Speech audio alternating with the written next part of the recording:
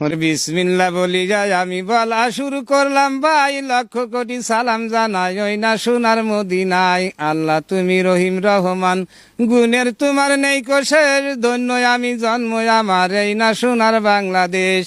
এই বাংলাদেশে ছিল রে ভাই এমন একজনের বসবাস, সেই মহান ব্যক্তির নামটাই আমি এখন করিব প্রকাশ। জাতির জনক বঙ্গবন্ধু শেখ মুজিবুর রহমান, মুক্তিযুদ্ধে ছিল তিনার সবচেয়ে বেশি অবদান।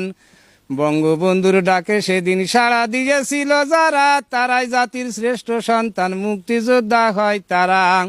জীবন বাজি রেখে তারা এ দেশ করিল স্বাধীন, তা না হলে থাকতে হতো পাকিস্তানের পরাধীন। বাঙালিদের প্রতি তারা করতো অন্যায় অবিচার, হত্যা ধর্ষণ গুম নির্যাতন করতো তারা ব্যভিচার।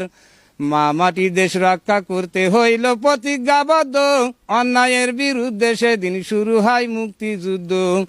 বঙ্গবন্ধু বলেছিল যদি হুকুম দিবার নাও পারি, পাকিস্তানি হানাদারদের আমরা জানো না ছাড়ি। বঙ্গবন্ধু গ্রেপ্তার হলেন পাকিস্তানের লাহোরে, নির্জন নিথর কারাগারে রেখে দিলেন তিনারে। কি যে কষ্ট দিলেন তারে বলতে চোখে আসে জল, তবুও কিন্তু বঙ্গবন্ধু ছিলেন অটুট অবিচল। এদের স্বাধীন করেই ছাড়বো এটাই হবে মূল মন্ত্র, পরাধীনতার শিকল কেটে মুক্তি পাক গণতন্ত্র। বঙ্গবন্ধুর একটি ডাকে লক্ষ লক্ষ জনতা, সিংহের মতো গর্জে উঠল ছিনিয়ে আনবে স্বাধীনতা।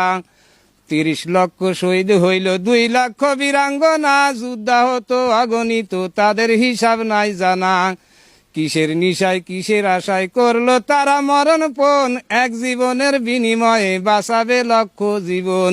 সেদিন তারা করেনি তো লাভ আর লোকসানের আশা, এত কিছু করার কারণ দেশটাকে ভালোবাসা। শেষ বয়সে এসে তারা পাইল সঠিক মূল্যায়ন, বঙ্গকন্যা শেখ হাসিনা ক্ষমতায় আসলেন যখন। জীবন বাজি রেখে যারা ছিনিয়ে আনলো স্বাধীনতা, তাদের নিয়ে নানান লোকে বলতেছো নানান কথা।